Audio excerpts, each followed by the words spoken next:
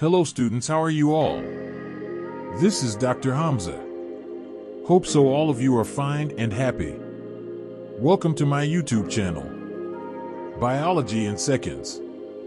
Assalamu alaikum students, this is Dr. Hamza Tanzeel from Biology in Seconds. Hope so all of you are fine and happy.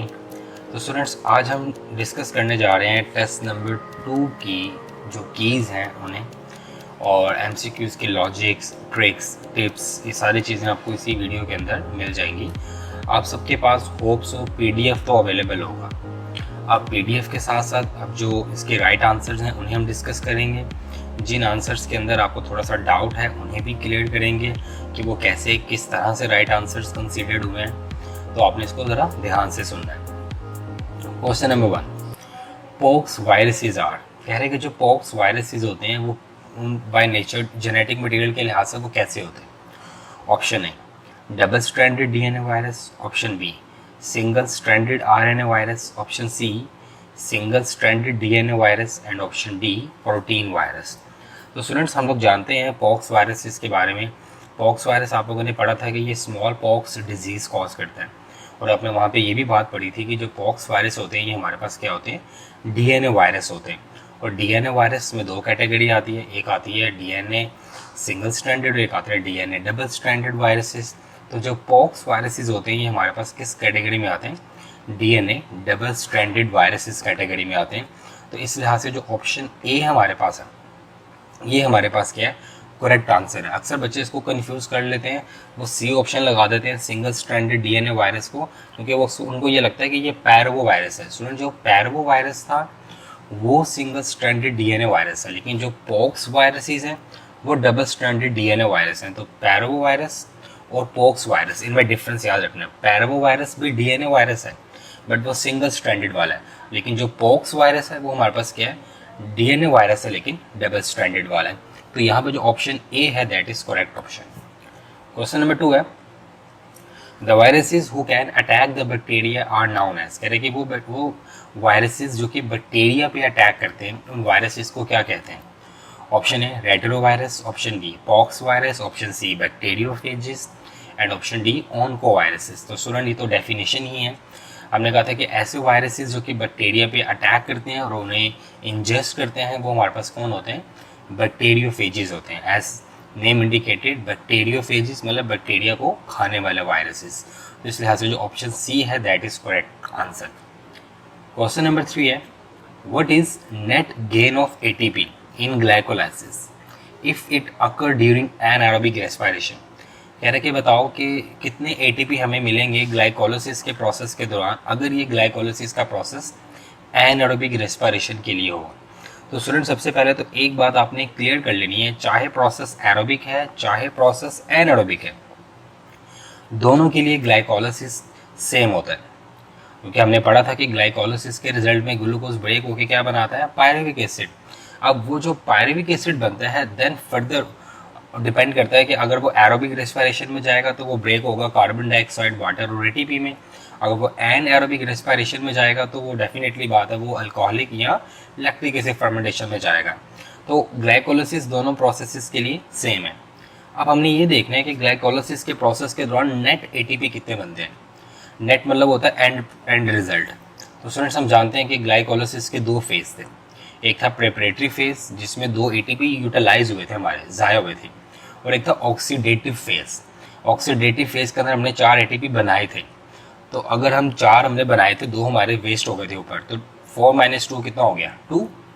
तो इस लिहाज से हम ये कह सकते हैं कि हमारे पास जो नेट ATP मॉलिक्यूल्स आएंगे ड्यूरिंग ग्लाइकोलाइसिस वो कितने आएंगे, 2 आएंगे। तो यहाँ पे ऑप्शंस क्या क्या हैं, 2 ATP पर ग्लूकोज मॉलिक्यूल, 4 ATP पर ग्लूकोज मॉलिक्यूल, 6 ATP पर ग्लूकोज मॉलिक्यूल, 8 ATP पर ग्लूकोज मॉलिक्यूल। तो जो नेट का वर्ड है, नेट का वर्ड मतलब है कि फाइनल, तो फाइनली हमारे पास कितने आते हैं, 2 ATP पर ग्लूकोज मॉलिक्यूल।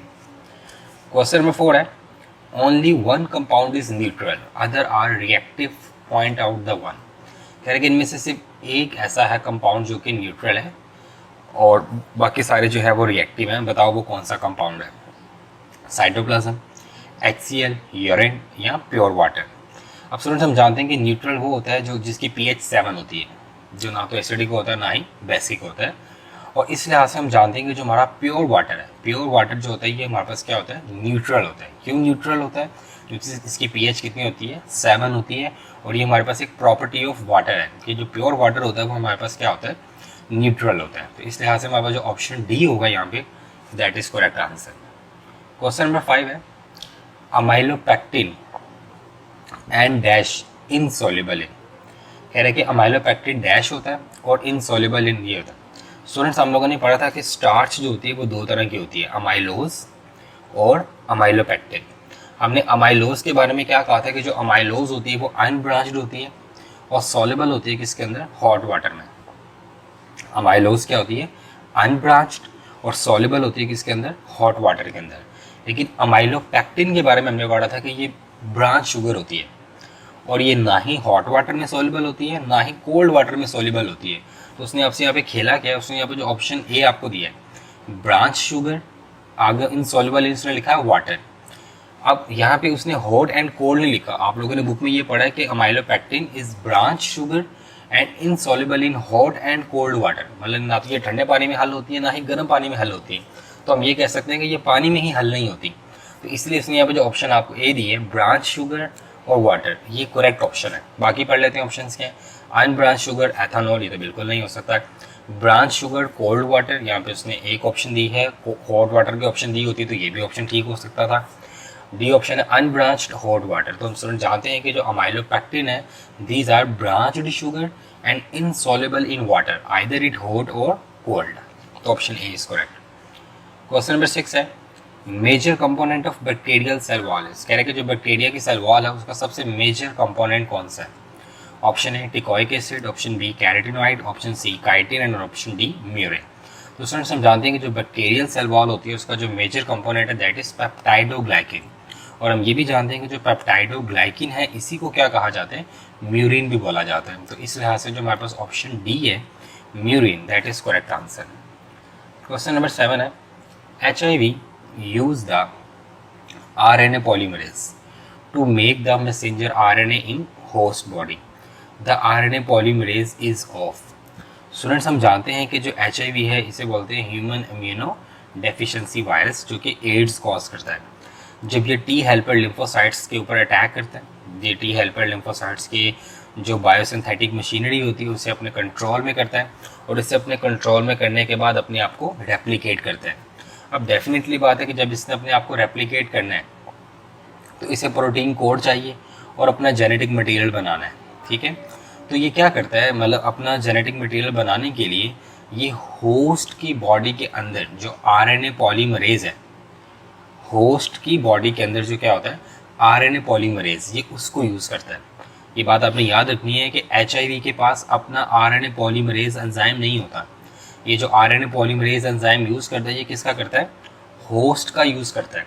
होस्ट का RNA पॉलीमरेज एंजाइम यूज़ करके अपने DNA से क्या बनवाता है, मैसेंजर RNA। और ये जो मैसेंजर RNA होता है ये होस्ट के ही राइबोसोम को यूज़ करके आगे से क्या बनवाता है, प्रोटीन बनवा रहा होता है।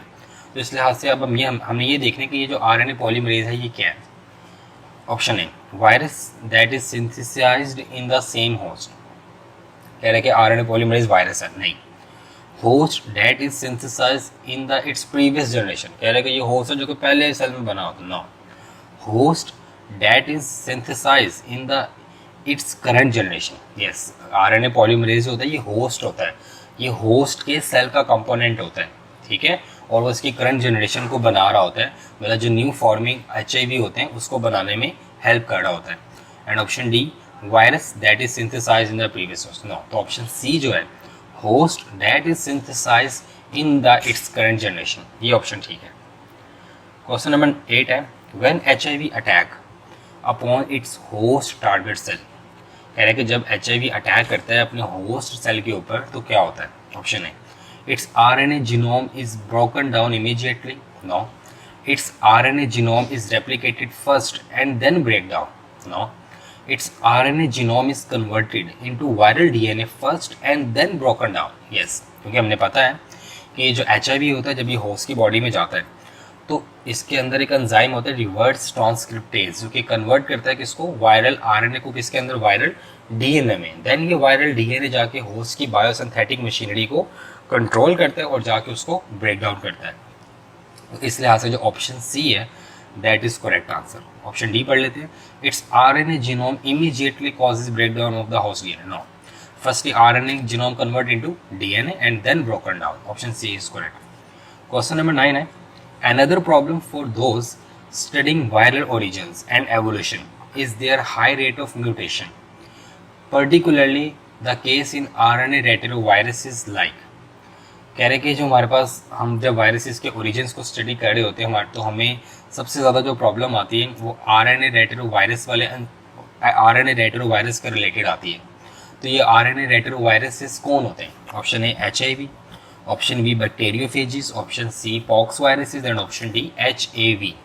तो स्टूडेंट्स आपने एक बात याद रखनी है, मोस्ट स्पेसिफिकली ये बात याद रखनी है कि रेट्रोवायरस उन वायरसेस को कहते हैं which contain reverse transcriptase enzyme. और हम ये बात जानते हैं कि इन चारों ऑप्शंस में से HIV human immuno deficiency virus, ये वो वायरस है जिसके पास अपना एंजाइम अवेलेबल है, कौन सा? Reverse transcriptase. Therefore they are said to be as retinovirus. तो इस लिहाज से जो ऑप्शन ए होगा एचआईवी, ये हमारे पास क्या होगा? करेक्ट आंसर होगा। क्वेश्चन नंबर 10 है, during Calvin cycle one molecule of carbohydrate is yield by. कह रहे कि जब कैल्विन साइकिल के दौरान कितने मॉलिक्यूल कार्बोहाइड्रेट्स के चाहिए होते हैं, कितने मॉलिक्यूल हमें कार्बन डाइऑक्साइड के चाहिए होते हैं एक कार्बोहाइड्रेट का मॉलिक्यूल बनाने के लिए?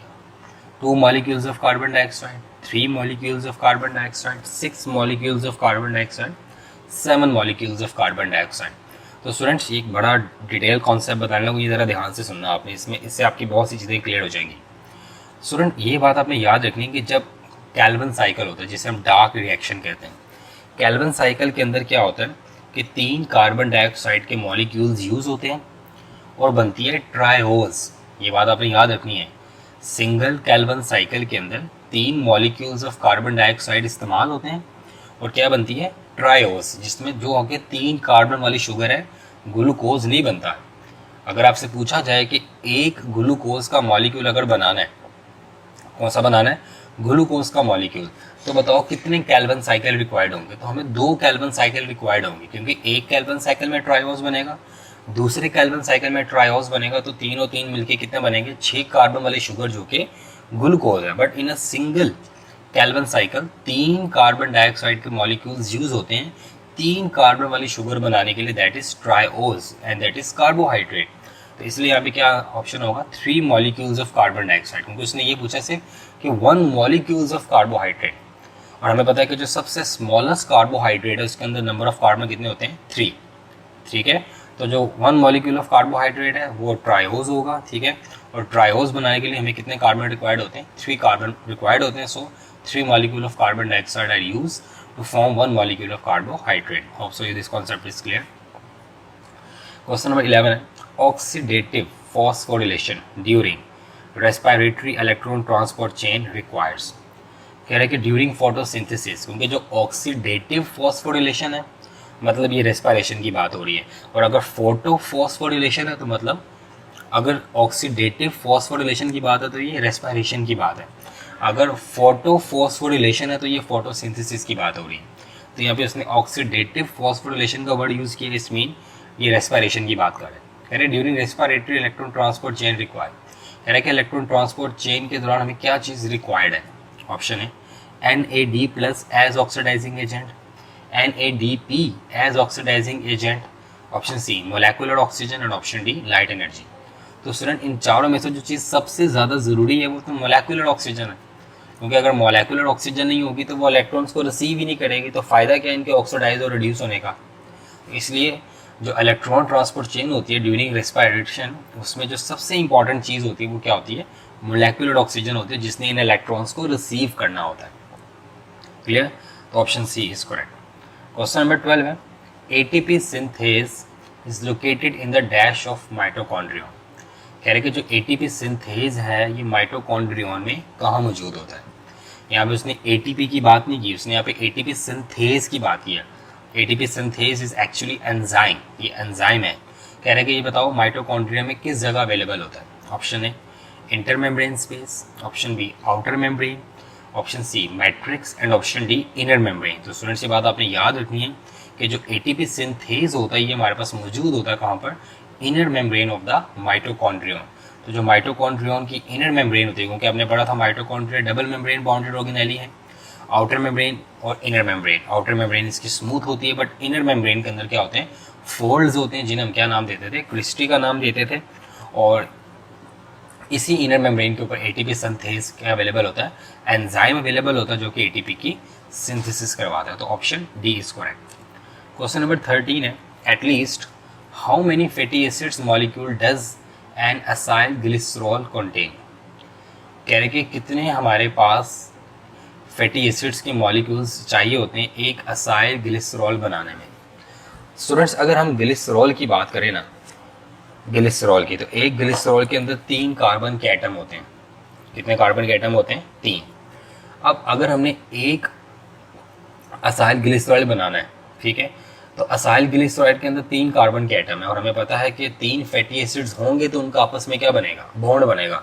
अगर हम एक फैटी एसिड लेंगे तो उसकी तो वो जो बाकी 2 कार्बन होंगे उनके साथ तो लिंकेज डेवलप नहीं हो पाएगी। तो इसलिए हमारे पास मिनिमम कितने, 3 फैटी एसिड्स मॉलिक्यूल्स हमें रिक्वायर्ड होते हैं एक असाइल ग्लिसरॉइड बनाने के लिए। तो इसलिए यहाँ पे ऑप्शंस क्या हैं, 1 2 3 4। तो ऑप्शन 3 जो है वो करेक्ट है, क्योंकि जो सबसे मिनिमम असाइल ग्लिसरॉइड होता है वो ट्राई असाइल ग्लिसरॉइड होता है। उसकी रीज़न ये है कि हमारे पास जो है ग्लिसरॉल, उसमें कितने कार्बन एटम है, 3, और इन तीनों कार्बन एटम्स के साथ कौन बॉन्ड बनाता है, एक फैटी एसिड बॉन्ड बनाता है। तो इसका मतलब ये हुआ कि हमारे पास 3 फैटी एसिड्स होंगे, तो वो 3 ग्लिसरॉल्स के कार्बन एटम्स होंगे, उनके साथ जो OH बॉन्ड्स होते हैं, H होते हैं, उनके साथ लिंक करते हैं और जो ट्राइअसाइल ग्लिसरॉइड बनता है। तो उसका ऑप्शन जो राइट होगा वो क्या होगा, 3, ऑप्शन सी। क्वेश्चन नंबर 14 है, glycoproteins and glycolipids are present. कह रहे हैं कि जो ग्लाइकोप्रोटीन होती हैं और जो ग्लाइकोलिपिड्स होते हैं ये हमारे पास कहाँ मौजूद होते हैं। Option A within lipid bilayer of plasma membrane, option B on outer surface of lipid bilayer of plasma membrane, option C on inner surface of lipid bilayer of plasma membrane, and option D as bilayer in plasma membrane। तो students ये बात हम जानते हैं कि जो glycoproteins और glycolipids होते हैं they are present on outer surface of lipid bilayer of plasma membrane. तो जब भी आपसे ग्लाइकोप्रोटीन्स और ग्लाइकोलिपिड्स की लोकेशन पूछी जाए तो आपको पता होना चाहिए they are present on outer surface of lipid bilayer of plasma membrane। तो इसलिए आपसे option B is correct. Question number 15 है, which among the following lack the nervous system। कह रहे कि इनमें से ऐसा कौन सा है जिसके अंदर नर्वस सिस्टम नहीं होता। Option A flatworms, option B annelida, option C cnidaria and option D spongy. तो स्टूडेंट्स हम जानते हैं कि इन चारों ऑप्शंस में से जो स्पॉन्जेस हैं they are most simplest. They are, हमने पढ़ा था कि हमारे पास जो एनिमल्स होते हैं वो 2 तरह के होते हैं, पैराजोवा और यूमेटाजोवा। पैराजोवा जो होते हैं तो हमने कहा था ये सिंगल सेल एनिमल्स होते हैं, यूमेटाजोवा मल्टी सेलुलर होते हैं। तो डेफिनेटली बात है जो एक सिंगल सेल एनिमल है definitely they do not contain the nervous system, क्योंकि उनके अंदर हमने पढ़ा था कि कोई भी सिस्टम्स मौजूद नहीं होता। तो इस लिहाज से जो स्पॉन्जेस ऑप्शन है that is correct option. Question number 16 है, which of the following animal phylum is included in series Deuterostomia. कह रहे कि इनमें से ऐसी कौन सा एनिमल फाइलम है जो कि ड्यूटेरोस्टोमिया सीरीज के अंदर शामिल है। क्योंकि मैं पता है कि 2 तरह की सीरीज होती हैं, प्रोटोस्टोमिया एंड ड्यूटेरोस्टोमिया। तो ड्यूटेरोस्टोमिया के हमने देखना है कि कौन सा इंक्लूडेड है, प्लेटीहेलमिन्स, एनालिडा, कोरडेटा या मोलस्का। तो स्टूडेंट्स हम जानते हैं कि जो कोरडेटा होता है, ऑप्शन सी यहाँ पे जो लिखा हुआ है, ये हमारे पास सीरीज ड्यूटेरोस्टोमियास के अंदर इंक्लूड होते हैं, कोरडेट्स, ठीक है। तो इस लिहाज से जो ऑप्शन सी होगा that is correct answer. Question number 17 है, inhibiting enzyme activity by blocking its active site is. Option A competitive inhibition, option B non competitive inhibition, option C feedback inhibition and option D allosteric inhibition. तो students इसका जो correct answer है ना वो option ए ही है, competitive inhibitions. आप लोग group के अंदर काफ़ी डिस्कस कर रहे थे, लेकिन मुझे पता था कि इसका राइट आंसर कॉम्पिटिटिव इनहिबिशन ही है। बट मैं सिर्फ ये देखना चाह रहा था कि आप टेस्ट को सिर्फ रफली सॉल्व कर रहे हो या इसको प्रॉपर तरीके से पढ़ भी रहे हो। तो ये सुन के अच्छा लगा कि आप पढ़ भी रहे हो, टेस्ट को अच्छे से फोकस भी कर रहे हो, एक एक स्टेटमेंट को गौर से पढ़ते हो। क्योंकि आपको पता है कि 2 तरह के इनहिबिटर होते हैं, कॉम्पिटिटिव और नॉन कॉम्पिटिटिव। जो कम्पिटेटिव इनहिबिशन होती है उसमें क्या होता है कि सबस्ट्रेट जो होता है उसकी शक्ल किससे मिल रही होती है, इनहिबिटर से, मतलब इनहिबिटर और जो सबस्ट्रेट होता है उनकी स्ट्रक्चरल सिमिलैरिटी होती है, जिस वजह से वो जाके एक्टिव साइट पे जाके जुड़ भी जाता है और उसको ब्लॉक कर देता है, तो दैट इज कम्पिटेटिव इनहिबिशन। जबकि नॉन कम्पिटेटिव इनहिबिशन और एलोस्टैटिक इनहिबिशन तो एक ही बात है। तो इस लिहाज से जो ऑप्शन ए है competitive inhibition, that is correct. So calm down, option A ठीक है। क्वेश्चन नंबर 18 है, what happen when an enzyme gets denatured by extreme pH change. कह रहे कि क्या होगा जब एक एंजाइम डीनेचर हो जाएगा, जब उसकी पीएच एक्सट्रीमली चेंज हो जाएगी। Option A, its amino acids are ionized, its number of amino acids is changed, tertiary structure get disturbed. Option D, its temporarily stop its activity. तो स्टूडेंट्स पीएच में दो तरह के चेंज होते हैं, एक होता है स्लाइड चेंज और एक होता है लार्ज या एक्सट्रीम चेंज। जो स्लाइड चेंज होता है they just cause ionization, but जो एक्सट्रीम चेंज होता है दे डिस्ट्रॉय द ग्लोबुलर या टर्शियरी स्ट्रक्चर ऑफ एंजाइम। तो इस लिहाज से जो ऑप्शन सी है टर्शियरी स्ट्रक्चर गेट्स डिसरप्टेड, ये करेक्ट आंसर है। क्वेश्चन नंबर 19 है, the energy required to start a reaction is called. हम स्टूडेंट जानते हैं कि एंजाइम्स को जो एनर्जी रिक्वायर्ड होती है किसी भी बायोकेमिकल रिएक्शन को स्टार्ट करने के लिए, दैट इज़ एक्टिवेशन एनर्जी। और ये बात हमने ये भी पढ़ी थी कि जो एंजाइम्स होते हैं वो एक्टिवेशन एनर्जी को लोअर कर देते हैं। लोअर से मुराद ये है कि अगर एक चीज़ को स्टार्ट होने के लिए एनर्जी ज़्यादा रिक्वायर्ड है, अगर हम उसके अंदर एंजाइम्स यूज़ कर लेंगे तो एंजाइम उसी एनर्जी को कम करके उस रिएक्शन को स्टार्ट कर देगा। तो यहाँ पे ऑप्शंस क्या क्या हैं, startup energy, initial energy, point energy या एक्टिवेशन एनर्जी। तो इस लिहाज से जो ऑप्शन डी है activation energy, that is correct answer. Question number 20 है, where lymph capillaries end blindly. कह रहे कि जो लिम्फ कैपिलरीज के जो एंड होते हैं वो ब्लाइंडली कहाँ होते हैं। Option A lymph vessels, option B tissues, option C abdominal cavity and option D thoracic cavity. तो स्टूडेंट जो लिम्फ कैपिलरीज के एंड ब्लाइंड होते हैं ना वो टिश्यू लेवल्स के ऊपर होते हैं। क्यों? क्योंकि स्टूडेंट्स हमें पता है कि जब आर्टरी से आर्ट्रियोल्स बनती हैं, आर्ट्रियोल से फिर क्या बनती हैं, कैपिलरीज। और आपको पता है कि कैपिलरीज में से ही ओरिजिन होती हैं क्या, लिम्फ वेजल्स। मतलब जहाँ पे कैपिलरीज मिलके वेन्यूल्स बना रही होती हैं वहीं से लिम्फ वेजल्स का ओरिजिनेट होता है। क्लियर?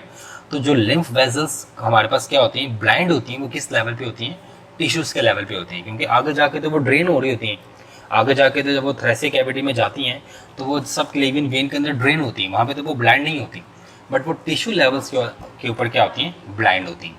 तो option B is correct. Question number 21 है, which of the following vessels have larger intracellular space in their walls. कह रहे हैं कि इनमें से ऐसी कौन सी वेजल्स हैं जिसके अंदर स्पेस ज़्यादा होती है। स्टूडेंट्स हम जानते हैं आर्टरी, वेन्स और कैपिलरीज। आर्टरी 3 लेयर्स पर मुश्तमिल होती है, वेन्स भी 3 लेयर्स पर मुश्तमिल होती है, बट कैपिलरीज सिंगल लेयर पर मुश्तमिल होती है। अगर हम बात करें कि इनमें से ऐसी कौन सी वेजल है जिसका इंट्रासेलुलर स्पेस ज़्यादा होता है, तो स्टूडेंट ऑप्शंस देख लेते हैं, lymph vessels, blood capillaries, arterioles या वेन्यूल्स। तो स्टूडेंट्स हम जानते हैं कि जो हमारे पास ब्लड कैपिलरीज होती हैं, ब्लड कैपिलरीज का जो इंट्रासेलुलर स्पेस होता है वो हमारे पास क्या होता है, ज़्यादा होता है as compare to arterioles, venules या आर्टरीज। तो option B is correct, blood capillaries have larger intracellular space in their walls. Question number 22 है, finally lymph vessels deposits the lymph into. कह रहे कि जो लिम्फ वेजल्स होती हैं ये अपने लिम्फ को फाइनली कहाँ डिपॉजिट्स करती हैं। Option A is blood capillaries, option B is veins, option C is arterioles and option D is lymph nodes. तो स्टूडेंट्स हम जानते हैं कि जो लिम्फ वेजल्स होती हैं ये अल्टीमेटली अपने आप को ड्रेन आउट करती हैं। मतलब इनका जो लिम्फ होता है वो अल्टीमेटली कहाँ जाता है, थोरैसिक कैविटी के अंदर होती है सब क्लेवियन वेन। वहाँ पे जो लार्जर लिम्फ थोरैसिक डक्ट होती है वो अपने आप को ड्रेन करती है किसके अंदर, सब क्लेवियन वेन के अंदर। तो इसका मतलब ये होगा कि यहाँ पे जो राइट ऑप्शन होगा वो कौन सा होगा, ऑप्शन बी वेन्स। यहाँ पे उसने वेन का नाम नहीं लिखा बट पता होना चाहिए वेन का नाम क्या होता है, सब क्लेवियन वेन। तो option B is correct. Question number 23 है, back flow of lymph is controlled by. कह रहे कि जो लिम्फ का बैक फ्लो होता है वो किसके थ्रू कंट्रोल किया जाता है। मतलब लिम्फ अगर आगे जा रहा है, अब वो आगे तो चला गया लेकिन वापस ना आए, इस चीज़ को कंट्रोल कौन करता है। Option A breathing movements, option B valves, option C lymph nodes and option D thoracic lymphatic ducts. तो स्टूडेंट्स हम जानते हैं कि लिम्फ वेजल्स जो होती हैं उनके अंदर क्या होते हैं, वैल्व्स होते हैं। और ये वैल्व्स क्या करते हैं, ये ब्लॉक करते हैं किस चीज़ को, back flow of the lymph को। तो option B is correct. Question number 24 है, lacteals within villi of small intestine are the types of. कह रहे हैं कि स्मॉल इंटेस्टाइन के अंदर जो लैक्टियल्स होते हैं विद इन द विलाई वो इनमें से किसकी टाइप होती है। Option A blood capillaries, option B arterioles, option C lymph capillaries and option D venules. तो स्टूडेंट्स हम जानते हैं कि जो स्मॉल इंटेस्टाइन है उसका जो थर्ड पार्ट है जिसे हम आइलियम बोलते हैं, जहाँ पे एब्जॉर्प्शन ऑफ फूड होनी होती है, आइलियम के अंदर ब्लड कैपिलरीज के साथ साथ लिम्फ कैपिलरीज भी होती हैं। जो लिम्फ कैपिलरीज आइलियम के विलाई पोर्शन के अंदर होती है दैट इज कॉल्ड लैक्टियल्स। ठीक है, तो इस लिहाज से जो ऑप्शन सी होगा यहाँ पे लिम्फ कैपिलरीज, ये हमारे पास क्या होगा, करेक्ट आंसर होगा। क्वेश्चन नंबर 25 है, which provide long lasting protection against any infection. कह रहे कि इनमें से कौन सी ऐसी चीज़ है जो कि इन्फेक्शन के अगेंस्ट आपको लॉन्ग लास्टिंग प्रोटेक्शन देती है। Option A active immunity, option B passive immunity, option C skin and option D phagocytes. तो स्टूडेंट्स हम जानते हैं कि एक्टिव इम्यूनिटी जो होती है उसके अंदर क्या होता है कि हमारी बॉडी का एक एक्टिव इम्यून सिस्टम इन्वॉल्व होता है उस इम्यूनिटी को डेवलप करने में, और साथ ही साथ कुछ मेमोरी सेल्स भी डेवलप हो जाते हैं कि जब कभी वो इन्फेक्शन दोबारा हमारी बॉडी के अंदर एंटर होने की कोशिश करता है तो इमीडिएटली वो एंटीबॉडीज इसको किल आउट कर देती हैं आफ्टर फॉर्मेशन। तो इस लिहाज से जो एक्टिव इम्यूनिटी होती है ये लॉन्ग लास्टिंग होती है और जो पैसिव इम्यूनिटी होती है ये शॉर्ट टर्म के लिए होती है। ये आपने याद रखनी बात कि एक्टिव इम्यूनिटी लॉन्ग लास्टिंग होती है due to the presence of memory cells in blood, और जो पैसिव इम्यूनिटी होती है ये शॉर्ट टर्म मेमोरी होती है, मतलब इसकी जो इफेक्ट होता है वो उतना लॉन्ग लास्टिंग नहीं होता। तो इस लिहाज से जो ऑप्शन ए है एक्टिव इम्यूनिटी, ये हमारे पास क्या होगा, करेक्ट आंसर होगा। क्वेश्चन नंबर 26 है, which of the following is true about carnivorous plant. कह रहे कि इनमें से कौन सी बात जो है वो ट्रू है कॉर्निवरस प्लांट्स के बारे में। Option A they always remain heterotrophic, कह रहे कि ये हमेशा हेटेरोट्रॉफिक रहते हैं। Option B they always remain autotrophic, ये हमेशा ऑटोट्रॉफी रहते हैं। Option C they are autotrophic organisms but sometime show heterotrophic mode, कह रहे कि ये ऑटोट्रॉफिक ऑर्गेनिज्म होते हैं लेकिन कभी कभी हेटेरोट्रॉफिक मोड भी शो कर देते हैं। And option D they are heterotrophic organisms but sometime show autotrophic mode. तो स्टूडेंट्स आपने एक बात याद रखनी है, ये जो कॉर्निवरस प्लांट होते हैं जो कि अपने प्रे से भी फीड लेते हैं, ये ट्रू ऑटोट्रॉफ्स होते हैं, मतलब ये पहले ऑटोट्रॉफ्स हैं उसके बाद ये हेटेरोट्रॉफ्स हैं। तो इसका मतलब ये होगा हम ये कह सकते हैं they are autotrophic organism but sometime show heterotrophic mode, मतलब ये होते तो ऑटोट्रॉफिक ऑर्गेनिज्म थे लेकिन कभी कभी ये हेटेरोट्रॉफिक मोड भी शो करते हैं, कब, जब ये प्रे को पकड़ते हैं और उसको इंजेस्ट करते हैं। तो इसलिए जो ऑप्शन सी है that is more appropriate and relevant option. Question number 27 है, which of the following is a circular double-stranded DNA molecule present in some bacterial cells।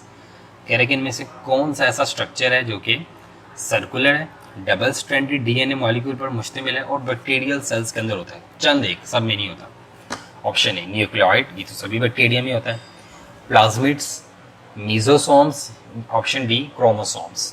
तो स्टूडेंट्स क्रोमोसोम्स तो किसी भी बैक्टीरिया के अंदर नहीं नजर आते हमें, मीजोसोम्स सभी बैक्टीरिया में होता है, प्लाज्मिड ये हमारे पास क्या होता है, circular double stranded DNA molecule.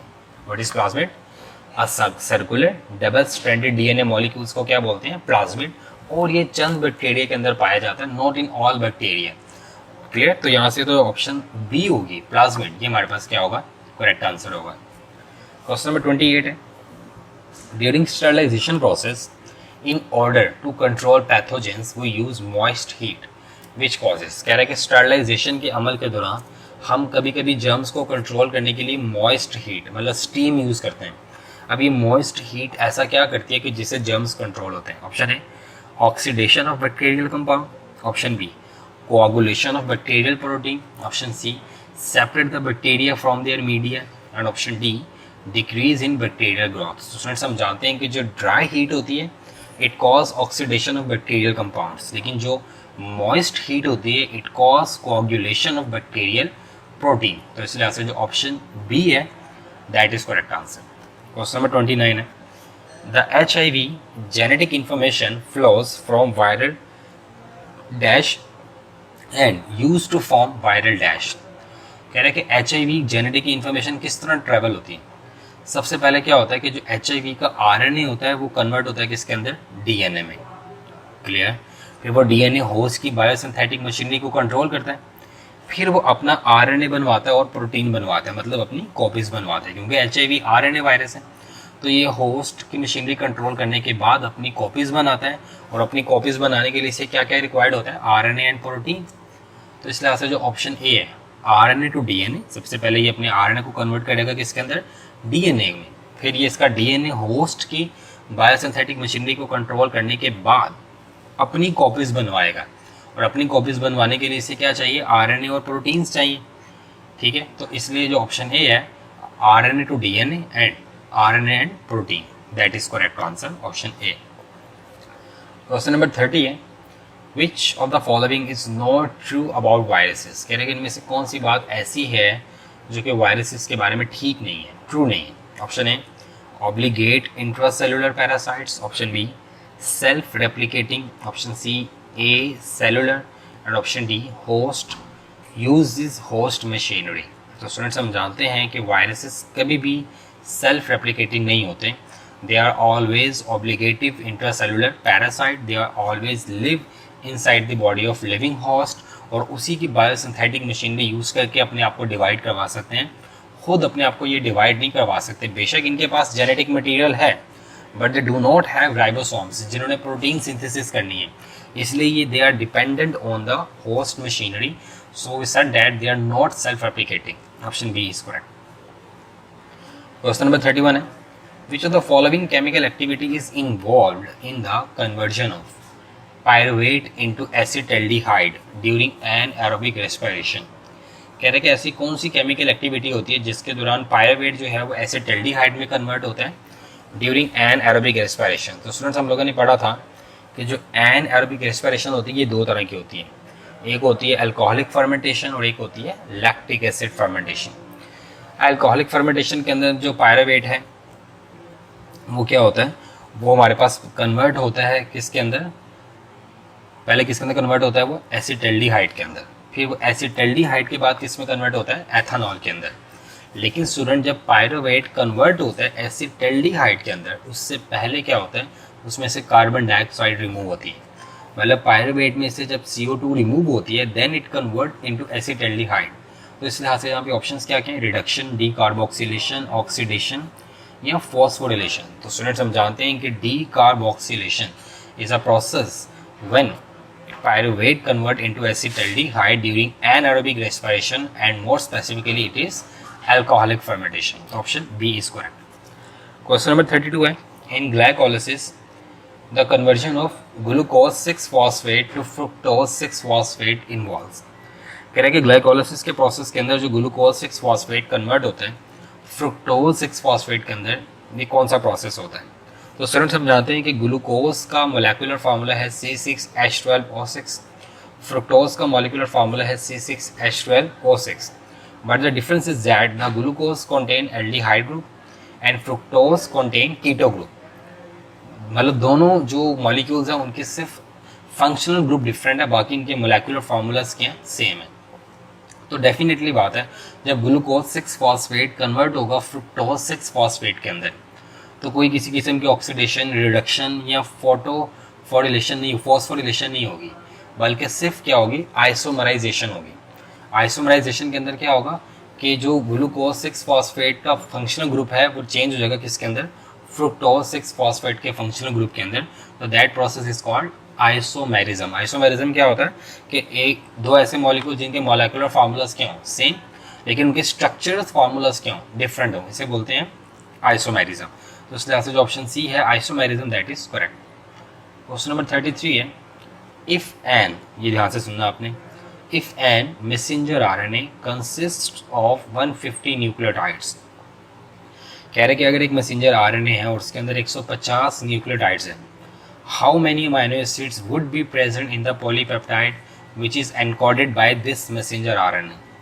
तो स्टूडेंट्स आपने ये बात अच्छे से मेमोराइज करनी है कि 3 न्यूक्लियोटाइड्स, कितने, 3 न्यूक्लियोटाइड्स एक अमाइनो एसिड को एनकोड करते हैं, क्योंकि आपने पढ़ा था अ combination of 3 nucleotide is called codon, और एक जो कोडोन होता है वो स्पेसिफिक होता है for a single amino acid. तो मतलब 3 न्यूक्लियोटाइड एक अमाइनो एसिड को कोड कर रहे हैं, क्लियर।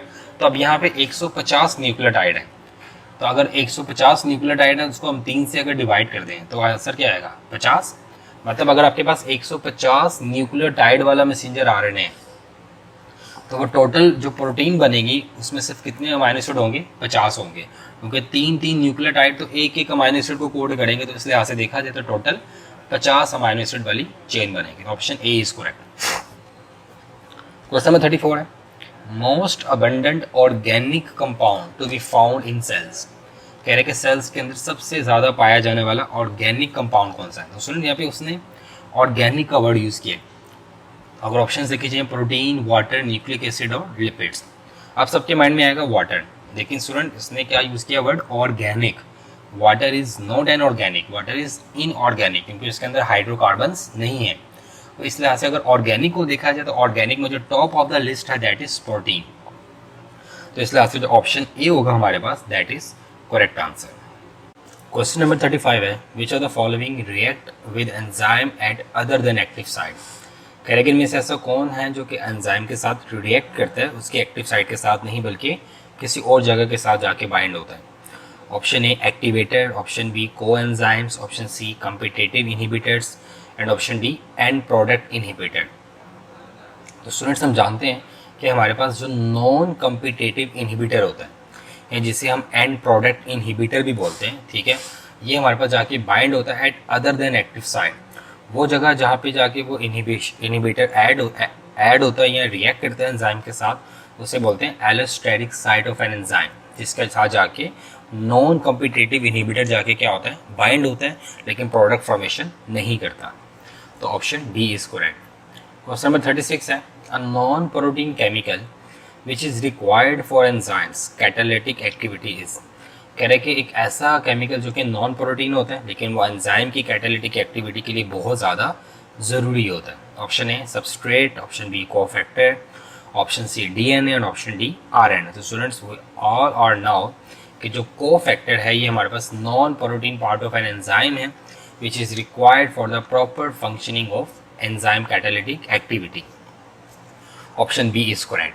क्वेश्चन नंबर 37 है which of the following is the optimum temperature for all enzyme to work in body. कह रहे हैं कि तमाम एंजाइम जो हमारी बॉडी के अंदर काम कर रहे हैं उनके लिए ऑप्टिमम टेम्परेचर कितना होता है, 0 सेल्सियस, 15 सेल्सियस, 25 सेल्सियस या 37 सेल्सियस। तो students we now the 37 degree Celsius या 98.6 फ़ारेनहाइट ये हमारे पास एक ऐसा टेम्परेचर है जिसके ऊपर एंजाइम्स अपना ऑप्टिमम वर्क कर रहे होते हैं। क्वेश्चन नंबर 38 है what does the active site of the enzyme do. कह रहे कि जो एंजाइम्स की एक्टिव साइट्स होती हैं वो क्या करती हैं। Options look like a lump projection from the surface of an enzyme, forms no chemical bond with substrate, never changes and determine by its structure the specificity of an enzyme. तो students हम जानते हैं कि जो active site of enzyme होती है ये क्या करती है, ये डिटरमिन होती है by its structure the specificity of an क्या एंजाइम। तो जो ऑप्शन डी है that is correct answer. Question number 39 है which of the following nutrient is mainly provided by insects feeding to carnivorous plants. कह रहे कि जो कॉर्निवरस प्लांट होते हैं उनको जो इंसेक्ट से सबसे मेजर केमिकल कौन सा मिलता है। तो स्टूडेंट्स हम जानते हैं कि जो कॉर्निवरस प्लांट होते हैं ये ऐसे सॉइल में रह रहे होते हैं जहाँ पे नाइट्रोजन की डेफिशिएंसी होती है। तो ये अपनी नाइट्रोजन डेफिशिएंसी को कंप्लीट करने के लिए क्या करते हैं, ये इंसेक्ट्स का सहारा लेते हैं, उन्हें खाते हैं और उनसे नाइट्रोजन लेते हैं। तो जो सबसे ज़्यादा इंपॉर्टेंट न्यूट्रिएंट है जो ये इंसेक्ट से लेते हैं वो कौन सा होगा, नाइट्रोजन। तो ऑप्शन यहाँ पे क्या क्या है, मैग्नीशियम, नाइट्रोजन, कार्बन या ऑक्सीजन। तो स्टूडेंट्स वी नाउ कि नाइट्रोजन एक ऐसा केमिकल है जो कि वो इंसेक्ट से क्या करते हैं, एक्सट्रैक्ट करते हैं ड्यूरिंग फीडिंग। क्वेश्चन नंबर 40 है small insects fall into pitcher plant. कह रहे कि छोटे मोटे कीड़े जो होते हैं ये पिक्चर प्लांट के अंदर गिर जाते हैं, can not climb out due to presence of, लेकिन बाहर नहीं आ पाते वहाँ से क्योंकि जो पिक्चर प्लांट होता है इसके जो लीव्स होते हैं उनकी शेप ही पिक्चर शेप हो जाती है, मतलब घड़े की तरह हो जाती है। अगर कोई कीड़ा गलती से इसके अंदर गिर जाए तो वो वापस नहीं आ सकता। क्यों? ऑप्शन है न्यूट्रिएंट्स, डीकम्पोजर्स, एंजाइम्स या स्टिफ हेयर्स। तो स्टूडेंट्स हम जानते हैं कि जो पिक्चर प्लांट होते हैं इसके इनर वॉल्स के साथ स्टिफ हेयर्स मौजूद होते हैं। ये जो स्टिफ हेयर्स होते हैं ये क्या करते हैं, ये इंसेक्ट्स को ट्रैप कर लेते हैं। जब ये इंसेक्ट्स को ट्रैप कर लेते हैं फिर डिफरेंट एंजाइम्स और बैक्टीरिया की मदद से इसको डीकम्पोज कर दिया जाता है और इससे न्यूट्रिएंट्स को एक्सट्रैक्ट कर लिया जाता है। क्वेश्चन नंबर 41 है, इन सन ड्यू द लीव्स, कह रहे कि जो सन ड्यू प्लांट है ये एक इंसेक्टिवर्स प्लांट्स है, उसके लीव्स किस तरह के होते हैं। ऑप्शन है form flask shape structure, option B bilobed structure with mid rib, option C have hair like tentacles and option D have knots. तो स्टूडेंट्स हम जानते हैं कि जो सन ड्यू प्लांट है इसके जो लीव्स होते हैं उसके अंदर क्या होता है, हेयर लाइक क्या होते हैं, टेंटिकल्स होते हैं। ये जो हेयर लाइक टेंटिकल्स होते हैं ये ट्रैप करते हैं, ये ग्रैब करते हैं किन्हें, इंसेक्ट्स को, और उनसे फिर क्या लेते हैं, न्यूट्रिएंट्स लेते हैं आफ्टर देयर डिकम्पोजिशन। तो option C is correct. Question number 42 है, vena cava receive deoxygenated blood of kidney through, कह रहा है कि किडनी की तरफ जो ब्लड जाता है, ठीक है, जब उस ब्लड को वापस रिसीव किया जाता है तो वो किस वेन, किस चीज़ के थ्रू, किस ब्लड वेसल के थ्रू रिसीव किया जाता है इनटू वेना केवा।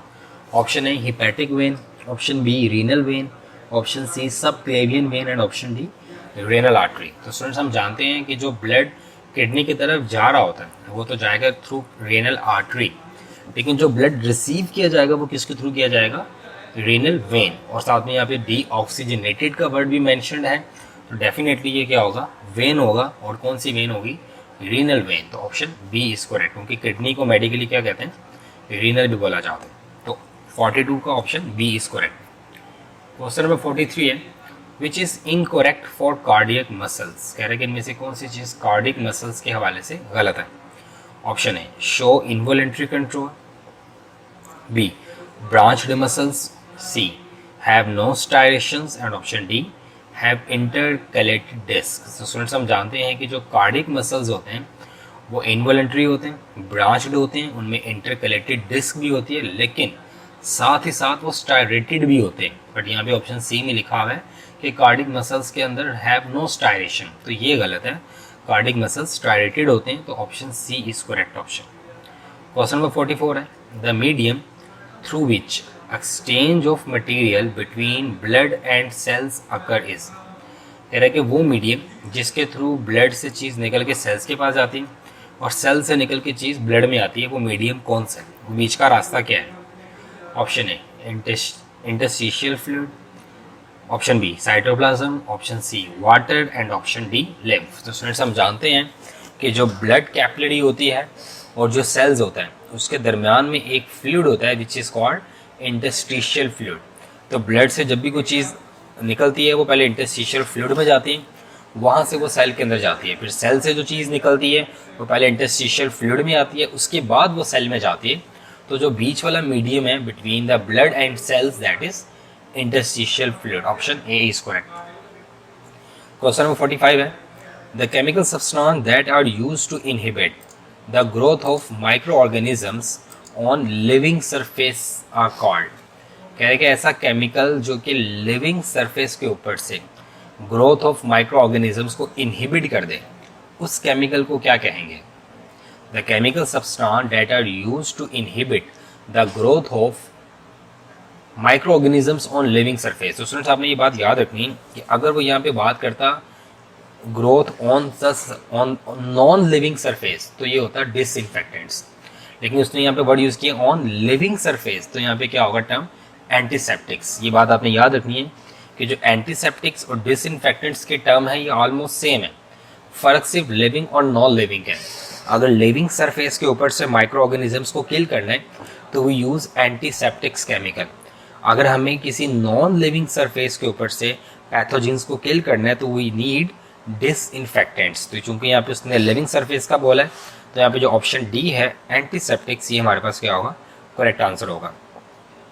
क्वेश्चन नंबर 46 है, which viruses enter the host cell as a whole, कह रहे कि वो कौन से वायरसेस हैं जो कि होस्ट की सेल्स के अंदर पूरे के पूरे एंटर हो जाते हैं। मतलब आपने आमतौर पे देखा होगा कि वायरसेस अपना प्रोटीन कोड बाहर छोड़ जाते हैं और अपना सिर्फ जीनोम अंदर एंटर करते हैं।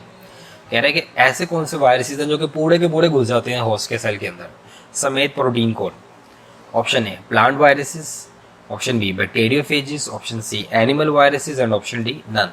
तो स्टूडेंट्स हम जानते हैं कि जो हमारे पास एनिमल वायरसेस होते हैं ये वो वायरसेस हैं जो कि एज होल होस्ट सेल्स के अंदर क्या हो जाते हैं, एंटर हो जाते हैं। तो option C is correct. Question number 47 है, HIV मेनली अटैक्स ऑन, कह रहे कि जो HIV है वो ज़्यादातर किस पे अटैक करता है, CD4 site of T cells, B cells, white blood cells या नन ऑफ दिस। तो स्टूडेंट्स हम जानते हैं कि जो HIV है इसका जो रिसेप्टर साइट है वो CD4 है, और CD4 रिसेप्टर साइट्स किन सेल्स के ऊपर अवेलेबल होती है, T हेल्पर लिम्फोसाइट सेल्स के ऊपर अवेलेबल होती है।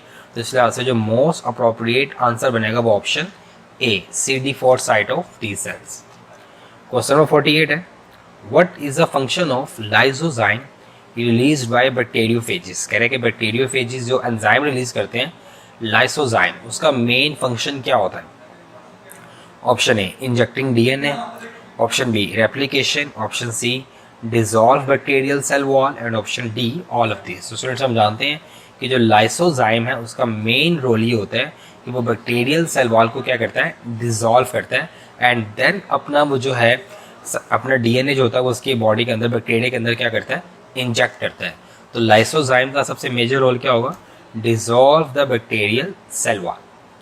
क्वेश्चन नंबर 49 है, cancer cells require large amount of ATP, which of the following produce high number of ATP। कह रहे हैं कि जो कैंसर सेल्स होते हैं ना उन्हें ज़्यादा एनर्जी चाहिए होती है। तो बताओ इन प्रोसेस में से ऐसा कौन सा प्रोसेस है जो सबसे ज़्यादा ATP प्रोड्यूस करता है। Option A glycolysis, option B Krebs cycle, option C oxidative phosphorylation, और option D electron transport chain. तो स्टूडेंट्स हम जानते हैं कि जो ऑक्सीडेटिव फॉस्फोरिलेशन है जिसे हम रेस्पिरेशन बोलते हैं, ये एक ऐसा प्रोसेस है जो कि सबसे ज़्यादा, क्योंकि ग्लाइकोलाइसिस, क्रेब्स साइकिल और इलेक्ट्रॉन ट्रांसपोर्ट चेन तो इसी प्रोसेस के अंदर आते हैं। तो इस लिहाज से जो ऑप्शन सी है that is correct answer. Question number 50 है, इलेक्ट्रॉन ट्रांसपोर्ट चेन्स अकरिंग। कह रहे हैं कि जो इलेक्ट्रॉन ट्रांसपोर्ट चेन है ये कहाँ होती है।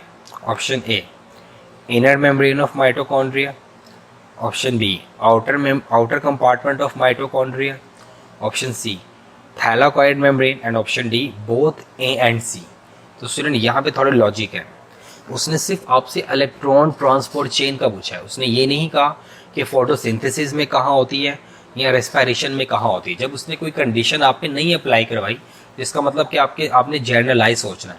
हमें पता है कि फोटोसिंथेसिस का जो लाइट रिएक्शन है उसके अंदर जो इलेक्ट्रॉन ट्रांसपोर्ट चेन है वो थैलाकॉइड मेम्ब्रेन पे होती है, लेकिन जो रेस्पिरेशन की इलेक्ट्रॉन ट्रांसपोर्ट चेन है वो इनर मेम्ब्रेन ऑफ माइटोकॉन्ड्रिया पे होती है। तो इस लिहाज से ऑप्शन ए और सी दोनों ही करेक्ट है, तो ऑप्शन डी इज करेक्ट। 51 है, what is the coenzyme that facilitate the oxidation of fumarate. कह रहे कि ऐसा इनमें से कौन सा ऐसा कोएंजाइम है जो कि फैसिलिटेट करता है फ्यूमारेट की ऑक्सीडेशन को, मतलब सक्सीनेट से फ्यूमारेट बनने में हेल्प करता है। Option A FAD, option B PADH2, option C NAD, and option D NADPH। तो स्टूडेंट्स वी नाउ FAD ये हमारे पास एक ऐसा कोएंजाइम है जो कि फैसिलिटेट करता है किस चीज़ को, ऑक्सीडेशन ऑफ फ्यूमारेट। क्वेश्चन नंबर 52 है, हेक्सोकाइनेज प्ले रोल इन। कह रहे हैं कि जो हेक्सोकाइनेज है ये हमारे पास इंपॉर्टेंट रोल प्ले करता है किसके अंदर। Option A Krebs cycles, option B electron transport chain, and option C glycolysis, and option D pyruvate. तो स्टूडेंट्स हम जानते हैं कि जो हेक्सोकाइनेज एंजाइम है, this enzyme use in the glycolysis process, glucose to glucose 6 phosphate बनाने के अंदर जो एंजाइम रिक्वायर्ड होता है दैट इज हेक्सोकाइनेज एंजाइम। तो option C is correct. Question number 53 है, which of the following organisms have the greatest problem with photo respiration. कह रहे हैं कि इनमें से ऐसा कौन सा ऑर्गेनिज्म है जिन्हें फोटो रेस्पिरेशन के साथ सबसे ज़्यादा प्रॉब्लम है। फोटो रेस्पिरेशन हम जानते हैं स्टूडेंट, ये वो रेस्पिरेशन है जो होती है ड्यूरिंग डे टाइम, और कब होती है जब ऑक्सीजन की सैचुरेशन क्या हो जाती है, ज़्यादा हो जाती है।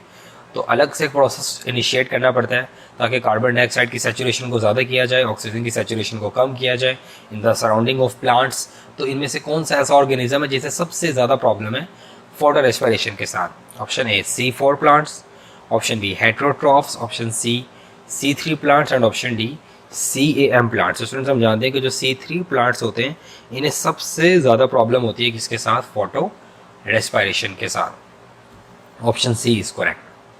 क्वेश्चन 54 है, molecular formula of chlorophyll B is. कह रहे हैं कि जो क्लोरोफिल बी है उसका मॉलिक्यूलर फार्मूला क्या है।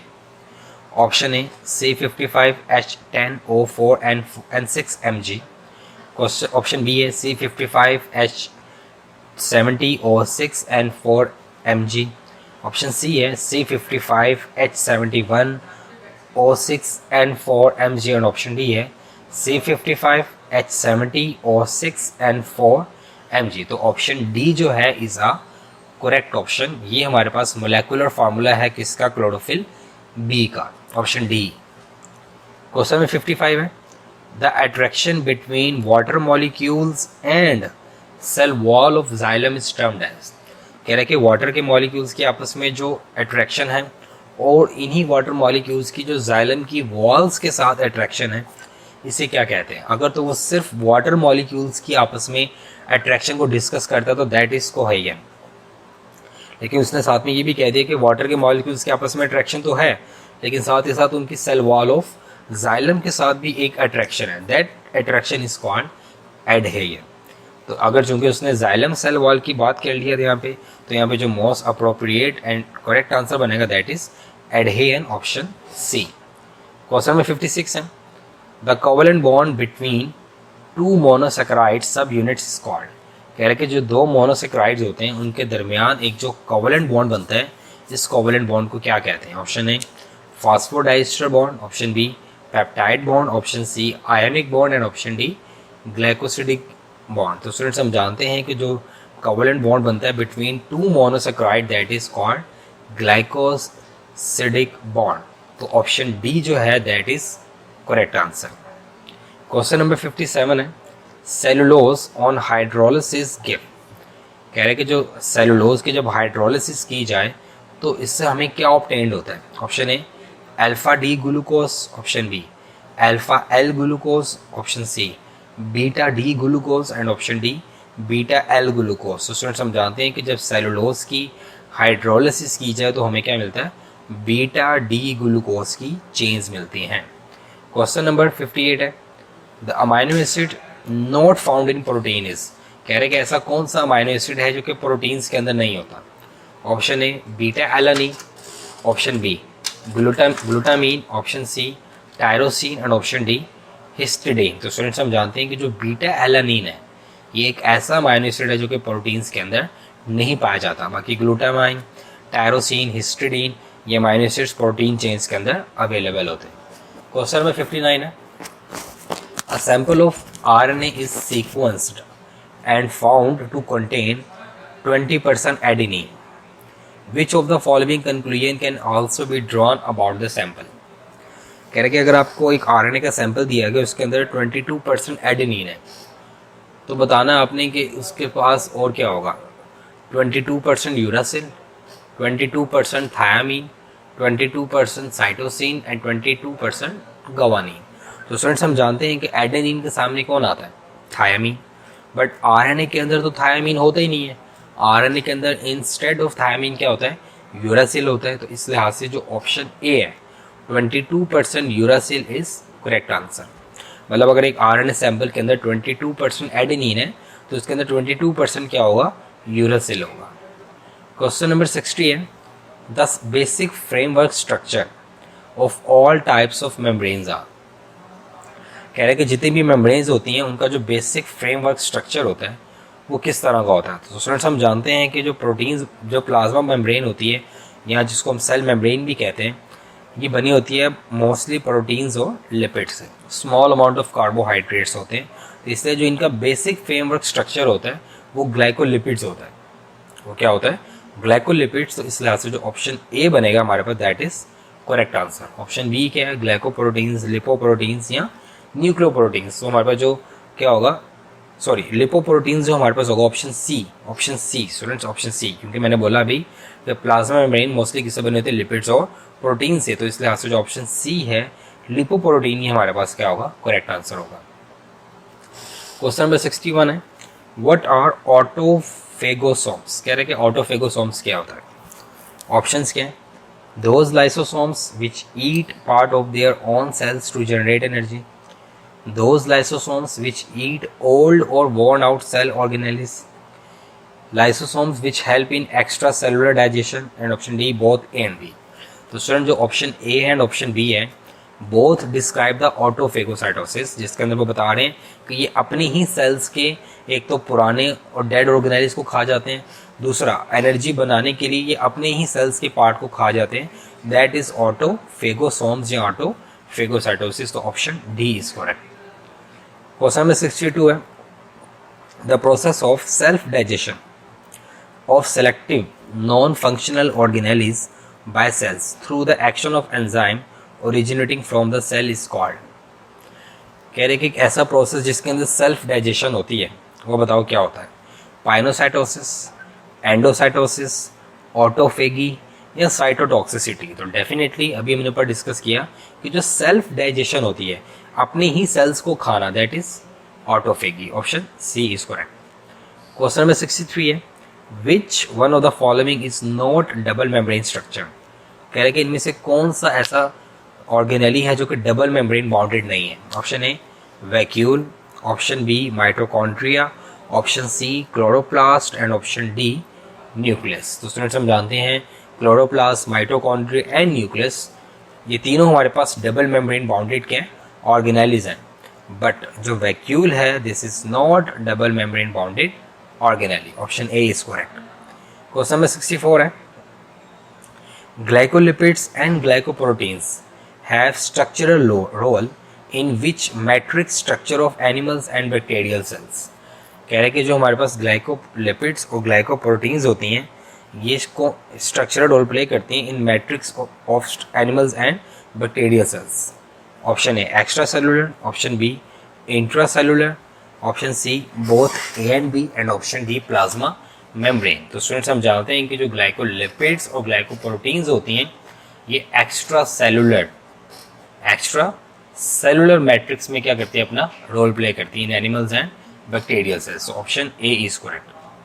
क्वेश्चन नंबर 65 है, which of the following use book lungs to breathe. कह रहे कि इनमें से ऐसा कौन सा है जो कि बुक लंग्स को यूज करता है ब्रीदिंग के लिए? Option A earthworm, option B scorpions, option C fish and option D all of this. So students हम जानते हैं कि जो स्कॉर्पियंस होते हैं ये बुक लंग्स को यूज करते हैं for the breathing. Question number 66 है, respiratory pigment present in molluscs is. कह रहे हैं कि जो मोलस्कस होते हैं उनके अंदर जो रेस्पिरेटरी पिगमेंट है वो कौन सा है? Option A haemoglobin, option B haemocyanin, option C myoglobin and option D none of above. तो स्टूडेंट्स हम जानते हैं कि जो हीमोसाइनिन है that is a respiratory pigment which present in molluscus. So option B is correct. Question number 67 है, main difference between hemichordata and chordata lies in। कह रहे हैं कि hemichordata और chordates में जो main difference है वो क्या है? possession of body cavity, number of germinal layers, nervous system या body symmetry। तो students hemichordates और chordates के अंदर जो सबसे major difference है that is their nervous system। Option C hemichordates के अंदर नर्वस सिस्टम जो वो डिफरेंट होता है, जबकि कोर्डेटा के अंदर नर्वस सिस्टम क्या होता है? डिफरेंट होता है। तो ऑप्शन सी इज करेक्ट। 68 है question number, which of the following organisms have an E like body. कह रहे कि इनमें से ऐसा कौन सा ऑर्गेनिज्म है जिसकी ई लाइक बॉडी होती है? Option A Chondrichthyes, option B Osteichthyes, option C Cyclostomata and option D both A and B. तो स्टूडेंट्स हम जानते हैं कि जो ऑप्शन सी है साइक्लोस्टोमेटा, ये ऐसे ऑर्गेनिजम्स होते हैं जिनकी ईल लाइक क्या होती है? बॉडी होती है। तो स्टूडेंट्स ये हमारे पास टेस्ट 2 की डिस्कशन थी। स्टूडेंट्स अगर आपको कोई भी लेक्चर रिक्वायर्ड है first year biology MDCAT के किसी भी टॉपिक का, तो वो आपको इसी चैनल की प्लेलिस्ट एमडी कैट बायोलॉजी से आसानी से मिल जाएगा। आप लोग अपनी किसी भी टॉपिक को रेडी करना चाहते हो कॉन्सेप्चुअली एमडी कैट के हवाले से, तो आपको इसी चैनल की प्लेलिस्ट से ये लेक्चर मिल जाएंगे।